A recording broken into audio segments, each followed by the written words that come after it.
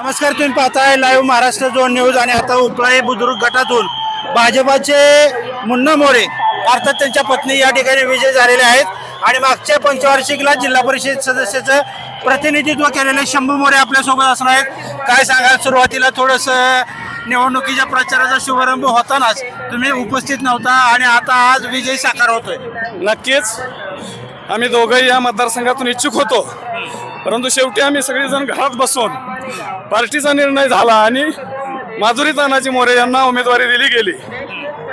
एक दिलानं क्रांतीवीर परिवाराची ताकद, ज्या पद्धतीनं शिंदे परिवाराची ताकद तालुक्यामध्ये आहे, त्याच पद्धतीनं उपळाई बुद्रुक जिल्हा परिषद गटामध्ये क्रांतीवीर परिवार व शिंदे परिवाराच्या माध्यमातून केलेल्या कामाची पाचपावती मिळालेली आहे.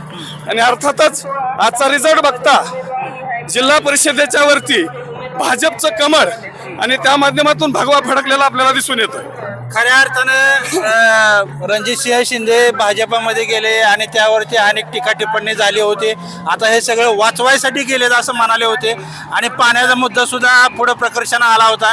महत्वाचे मुद्दे काय याच्यामध्ये या निवडणुकीमध्ये ठरलेत असं वाटतंय? शेवटी विरोधक हे कुठल्या ना कुठल्या माध्यमातून रणजित भैया साहेबांवर टीका करणारच आहेत, परंतु मतदाराचा कौल दाखवतो की आदरणीय दादांच्या कामावरती विश्वास ठेवून 3,500च्या धक्क्याला विधानसभेच्या वेळेला जनता थोडी भुललेली दिसली, परंतु धक्का देणाऱ्या माणसानं शब्द पाळला नाही तर माढा तालुक्यातील जनता त्यांना त्याची जागा दाखवत असते.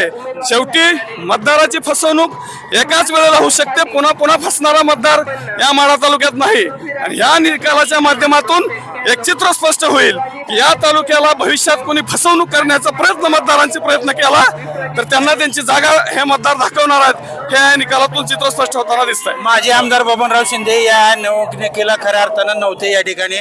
रणजित भैयाची सगळी सूत्र हलवत होते आणि मग विधानसभेला जो वचपा किंवा जो पराभव झाला तो आता वचपा चालला असं वाटतंय का? नक्कीच आदरणीय दादांचं जे काम होतं त्यांच्यानंतर रणजित भैयांना उमेदवारी देत असताना त्यांना टार्गेट करून वेगवेगळ्या माध्यमातून त्यांच्यावरती आरोप करण्याचा प्रयत्न झाला आणि विरोधक त्यामध्ये यशस्वी झाले. विधानसभेला पराभव स्वीकारावा लागला, परंतु जनतेला दूध का दूध आणि पाणी का पाणी येणार ह्या वर्षामध्ये कळलं आणि त्याचा प्रत्यय असा झाला की या निवडणुकीत जवळपास ट्रेंड असा दिसतोय की 7च्या 7 जिल्हा परिषद मतदारसंघ भाजपच्या माध्यमातून या तालुक्यामध्ये निवडून येताना दिसत आहेत. तर परत एकदा रणजितसिंह शिंदे यांच्या नेतृत्वाखाली माढ्याची जिल्हा परिषद आणि पंचायत समिती निवडणूक झाली आणि त्यामध्ये आता मोरेंनी परत एकदा बाजी मारले. खरं तर या निवडणुकीच्या अनुषंगाने अनेक वेगवेगळे प्रचार राबवले गेले होते, मात्र विजय अखेर मोरे कुटुंबाचा झाल्याचं आपल्याला पाहायला मिळतं. धन्यवाद, आपण वेळ दिल्याबद्दल.